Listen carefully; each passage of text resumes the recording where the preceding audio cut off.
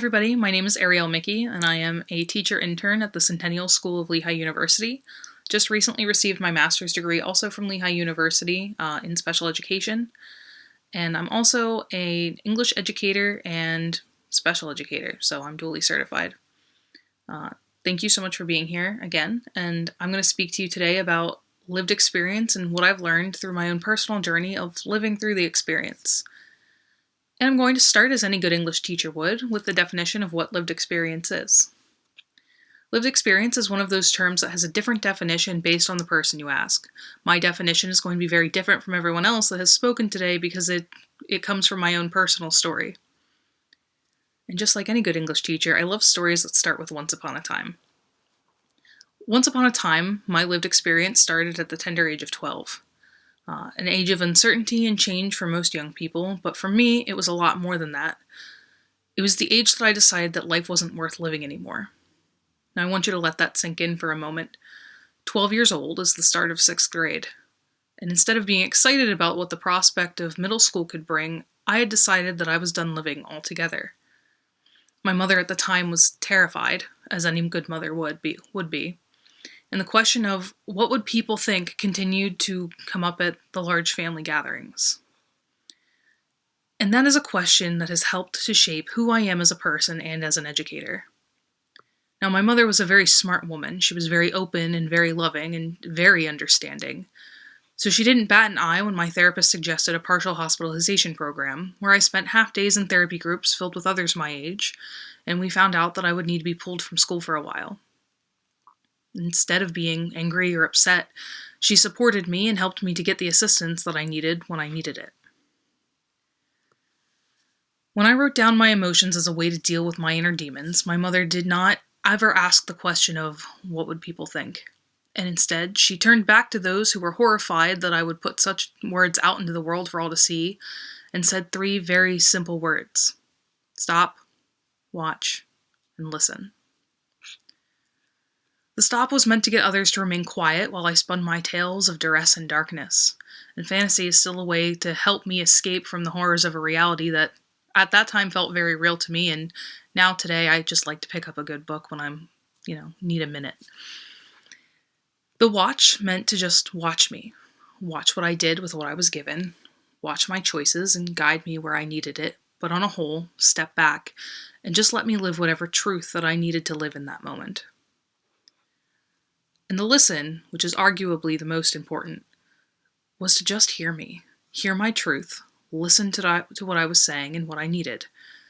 Because no one knew what I needed more than I did, even when I was young.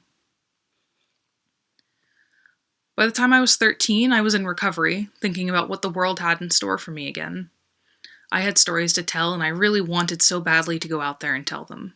I thought I was going to grow up to be a writer. However, sadly, life had something different in store for me, because at 14, my mother died.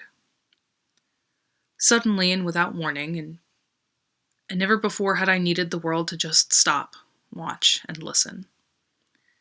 Because all of a sudden I was being treated as if I was made of glass. People would handle me with being handled with baby gloves by people who didn't understand what I was going through. And grief is an entirely different monster to battle altogether.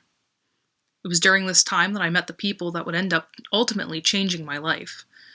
And those were the people that stopped, watched, and listened when I needed it most. And I'm going to share with you what they've witnessed.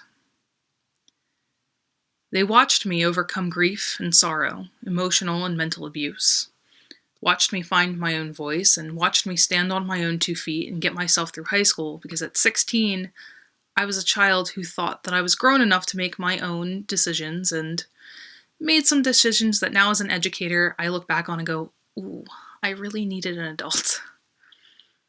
They listened as again and again my words found an audience. People that needed to hear that there was someone out there that had existed within the confines of this very narrow space that we call the mental health stigma.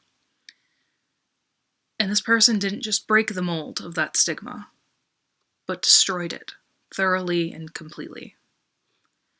Because do you know how many people hear the words emotional behavior disturbance, depression, and bipolar disorder, and grieving, and assume lost cause, drug addiction, or incarcerated.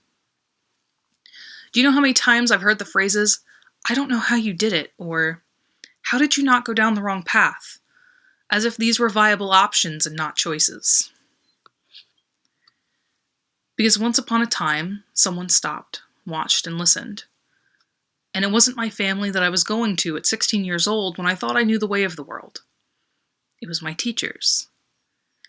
It was the teachers who helped me pick up the shredded pieces of my life after devastation. And now I give back in honor of them in the only way that I know how, by stopping, watching, and listening as my students, who walk a very similar path to the one that I did at their age, have to figure out who they are and where they fit in the world. And I smile when I hear their stories of bravado, successes, and even their normal teenage failures overrun with the typical what-ifs of life, because I understand and I know that truth.